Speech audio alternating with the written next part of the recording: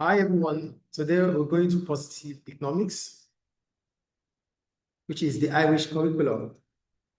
So we're going to start with chapter 1. What is economics about? Economics as a way of thinking. First, what is economics? Economics is a social science which studies human behavior in relationship between ends and scarce means that have alternative uses. So economics is all about our thoughts, how we think, how we behave as human, and our reaction towards things, towards different situations. That is what economics is going to tell us about or teach us. So we're going to start. Introduction. What would happen if none of the ATMs had any cash? What will I do as an individual? What will you do as an individual if the ATMs doesn't have cash? Are you going to be able to have alternative way of solving your cash issue? Should we save our money under the mattress or in the bank? This is a decision that you have to make. Either you save your money in the bank or at home. So you have to make a rational decision about that. How can 100 euros be turned into 1,000 for real? So you have 100 euros. How can it become 1,000? This is a thinking. What can you do to make 100 euros turn to 1,000? That's also another point. It's about thinking. What would happen if the government opened up the mobile phone market to greater competition? So what would happen if there's a lot of competition in the mobile phone market? What would be the situation? What would be the response of customers? What would be the response of businesses? These are still part of economic thoughts. If 1,000 extra places were made available to study medicine in each university, what would the points required for? So if more space is being provided, if supply is more than demand, what will be the consequence of supply exceeding demand in the university? According to the American Chamber of Commerce, over 155,000 people are directly employed in over 700 US firms in Ireland. Furthermore, Ireland has attracted 12.1% of all US foreign direct investment, FDIs, to Europe. Could one of these firms be your first employer? This is a thought. This is about you thinking of working in the largest firm in Ireland as an American. It's also about a thought.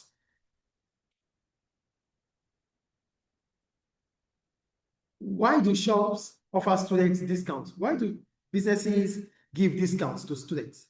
So these are all questions that has to be answered in economics. So economics is a fascinating subject that can answer all these questions and many more.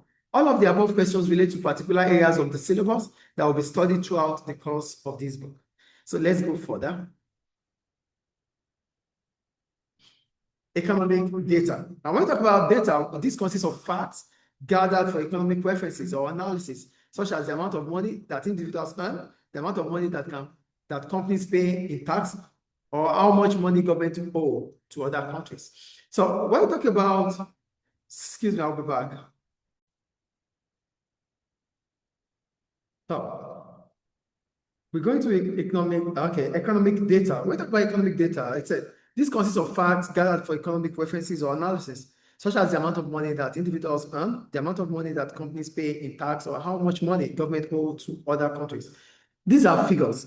These are information that would enable any economic agent to make rational decisions. So economists collect data for two main reasons. First, we need to examine if what we are proposing is actually the case. For example, an economist may propose to the government that reducing that tax, VAT, will increase consumer spending. They may collect data to back up their ideas, which with evidence including the results when VAT was reduced in other countries. Second, economists are often required to provide context for economic decisions. Without economic data, it is difficult to make policies recommendation. Policies recommendation.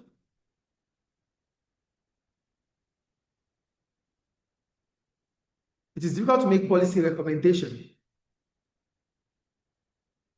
For example, in the budget speech each year, the Minister for Finance makes a statement outlining the state of the Irish economy, the outlook for the next 12 months, and how the government will try to help it develop. Without a clear knowledge of where the economy is now, it will be impossible to consider how it might change in the future. and to suggest policy changes going forward. So when we talk about economic data, we have economic data. This is positive economics anyway. We have economic data because we need to gather information. And this information, we're gathering them to make rational decisions. I want to talk about making rational decisions, decisions making through the economic agents, individuals, firms, and governments. So there are two reasons why we have to make economic data.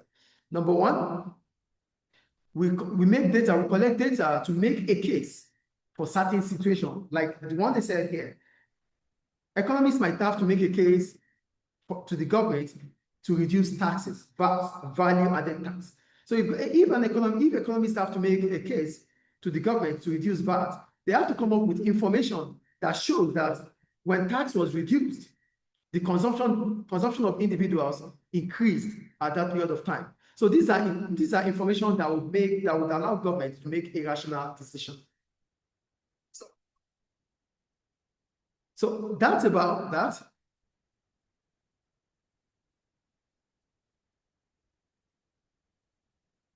So that's the first one. The second one is about making decisions about policy recommendation. If government have to make policy recommendation, to do this, if economists have to give policy recommendation, for them to be able to give a policy recommendation, they have to come up with facts and figures. And this is what government will buy. So these are the reasons why we need economic data. We move on. Percentages, real nominal values, and index numbers. Percentages, to calculate the percentage, we use the proportionate change in the quantity. Let's say that you hear that the production of healthy, ready-to-go meals at a deli increased by 1,000. Is that a positive or negative development? You cannot tell, as you need more information. In essence, the initial production level. So when decisions are made or when things changes, you cannot say it is positive or negative until you have information you have previous information of it. Then that allows you to know if it is a positive change or a negative change. So like here it said, now let's suppose that the initial production of milk was 12,500 per annum. The impact of increasing output by 1,000 represents a percentage increase of 8%. This is calculated as, so we have to calculate the percentage increase to know if it has increased positively or negatively. So that takes us to real and nominal values. Nominal value measures the value of a product at the time it was produced. Real value is nominal value adjusted for inflation. So there's a difference between a real value and nominal value.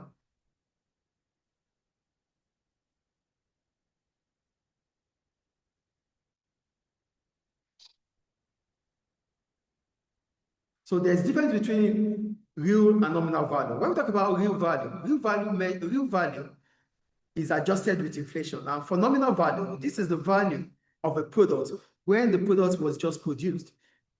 The value of a product at the point of production is the nominal value. Well, as soon as the value is being adjusted for inflation, we call it real value. So there's a difference between the real value and the nominal value. The nominal value measures the value of a product at the time it was produced. And for the real value, it's a real value because it has been adjusted inflation. So this is positive economics. And today we just talked about the difference between the real value and the nominal value. So then we have the index number. For index number, we're simply talking about expressing quantities or values in index number, which allows, we can also express quantities of values in index number form, allowing them to be represented relative to one base point in time. So the value in the base period is usually 100. We'll see a worked example, okay? Let's look at the worked example. Collect the data. Note, okay. So these are things we have to do when we are putting data together. The first step when we have to put data together is to collect the data. And why do we have to collect the data? We have to collect the data because these are information that we need to gather together. So you collect data with or without technology. For example, you could use an online survey with 3 questions and invite via email. So the point is, the first thing you have to do when you have to make a rational decision or when you have to put data together is to collect the data. That's the first stage. When you collect the data, the next stage is to organize the data. And when you're organizing data, you can organize them in different forms so that they become arranged and easy for viewing. That is the second stage when we are when we have to analyze a data. So that's the second stage. Then the third one is the presentation. How do we present the data? As soon as we analyze, as soon as we put them together, then we present it in a way that it will be understood by whoever needs to check on it.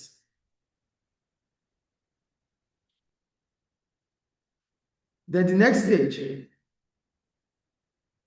is to analyze. And when we are analyzing data, it means we are putting them in a way that people can give their opinion about the data that has been collected. So the next stage is the interpretation of the data. Now you can interpret the data with your key findings okay. So when you are interpreting the data, that means you've put information together. Now you are justifying the points. You are comparing and contrasting the points, checking out the framework, why this has happened, why that has happened, and your valid judgment about it. So that takes us to model. For model is just models help economists to investigate the cause and action of events. So I'm going to read further. Economic models are the art of economic theory. Modeling provides a template to help organize an economic thoughts. Models help economists to logically isolate and investigate the cause and effect between many interacting elements in the economy and evaluate the likely outcome or alternative policy option. If income tax rates fell by 10%, would consumer spending increase? And if so, by how much? With models gives opportunity to economists to understand the cause of an action, to put different analysis together and find out or figure out the end result or the consequence of the event. That's what model will do. So we have the visual model. When we talk about visual model, these are pictures of an abstract economy that tells an economic story. So we call it visual model because it gives us, it gives us a view of different stories, things that will happen over time. So we have like a visual representation. We have a graphical representation of events, of models. Then we have the mathematical model. The mathematical model, it means we are putting equations together to represent our theory or our thoughts. That is what mathematical model is about. Then that takes us to the key concepts. So the key concepts in economics, we have needs and wants. A need is immediate: food, shelter, clothing, which we need to survive. A want is anything in excess that needs excess of needs that is not necessary for our survival. So there's a difference between needs and wants. Needs are essential. Needs are things we cannot, our survival depends on, our living depends on. But for wants, they are excess of needs. So they are things that with or without, we can still survive. So consumers distinguish between needs and wants. We make a living by earning money from employment, business, investment, royalties, and so on. But we do this because there are lots of things we desire. Example given: clothes, a new car, and holiday. We can earn money by working and then pay for things that we would like to have. We can divide this money first into needs and then into needs. People work because they want to earn. And when they earn, they'll be able to pay their bills. They will be able to pay for whatever they need or want. So for individuals, they can work to earn money, and as soon as they earn money, they can divide their spending based on needs or wants. That takes us to opportunity cost. What is opportunity cost? Opportunity cost is the next alternative for them. Why is there opportunity cost? There's always going to be opportunity cost because our wants are unlimited and our needs are, our resources are limited in supply. So let's read further. Do you have enough money to buy all the things you want? Probably not. You all have a limited income, that's scarce resources, and don't have enough money to buy everything we desire. Since our income is scarce, we must choose between which goods and services we buy. For example, it's a warm summer. It's a warm summer day and you are out and thirsty. You have €1 in your pocket. Do you buy a drink or an ice cream? You don't have enough for both products. Therefore, you must choose. In economics, we refer to the products that you don't buy as the opportunity cost. So opportunity cost is the cost of foregone alternative. So because individual needs and wants are scarce, they are limited in supply. Even the money we earn is limited, it's scarce. As a result of that, whenever we need to buy, whatever we need to buy, it means we have to make a choice. So the choice we didn't make, the choice that is left to go is our opportunity cost. That is why opportunity cost is called the next best alternative for gone.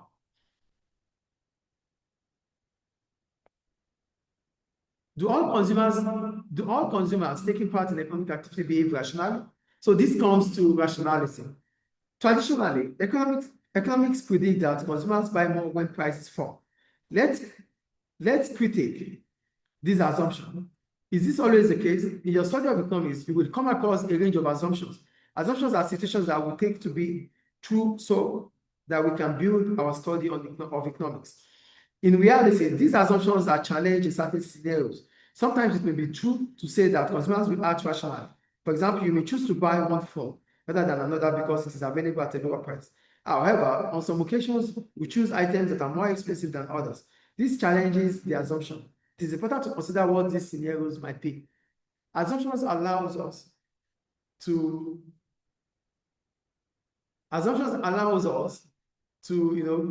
build our study of economics. Assumptions allows us to make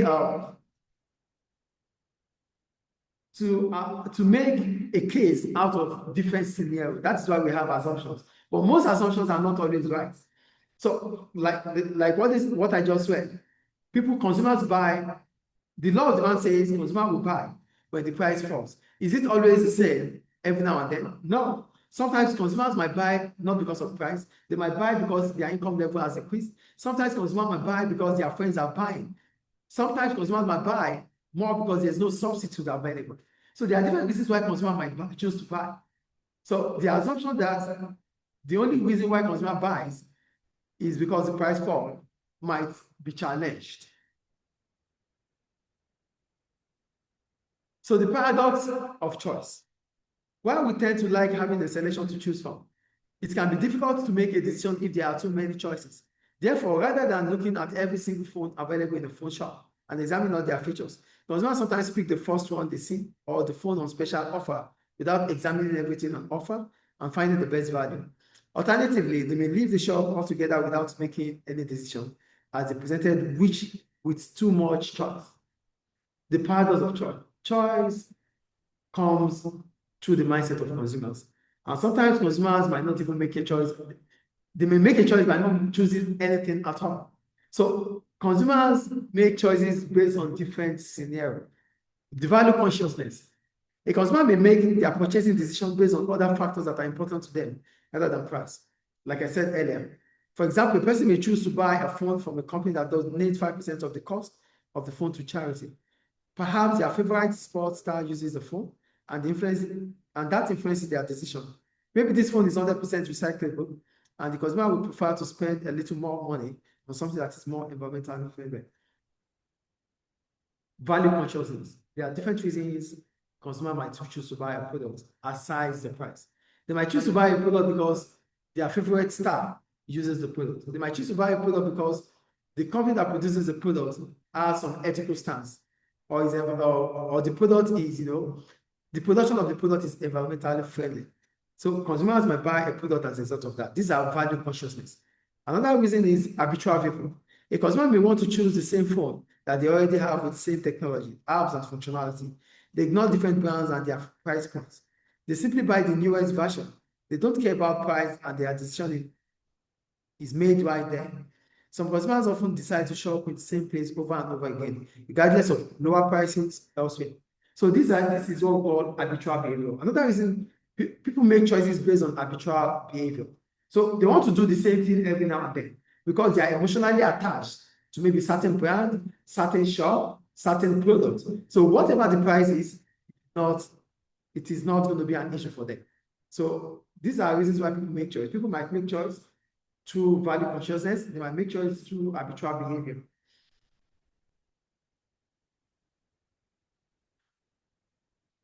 Incomplete information. Rationality assumes that consumers use all the information that is available to them when making their decisions. However, you must realize that consumers don't have complete information at all times.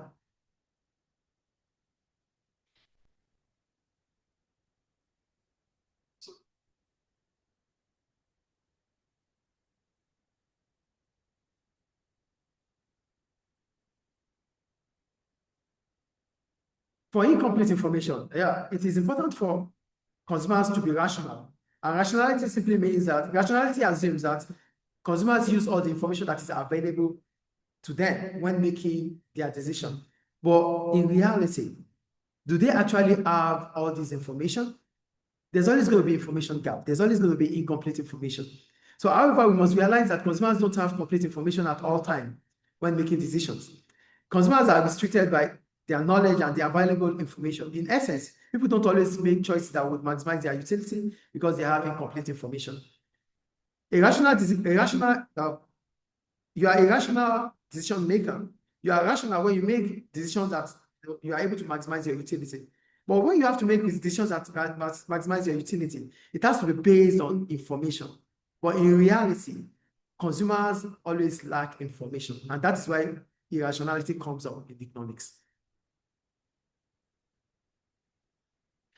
So, rule of thumb, consumers may often use simple aids to help make decisions, e.g., choosing the medium price option when faced with many different prices for similar groups. Rule of thumb, they make decisions based on setting the medium price. So they leave the top, they leave the bottom, they stay in the middle. So these are ways in which consumers can also make decisions.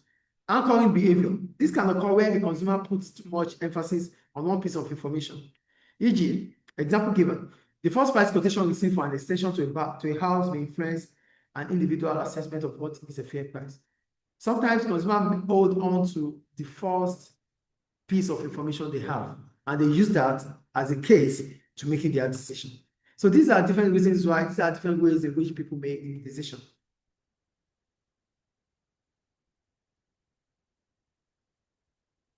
Let me see if we can go further. So let's see if we can go further than this. We still have much to talk about. So for today, we're going to stop at choices that consumers make. Thank you. The next class, we're going to continue with markets and margin.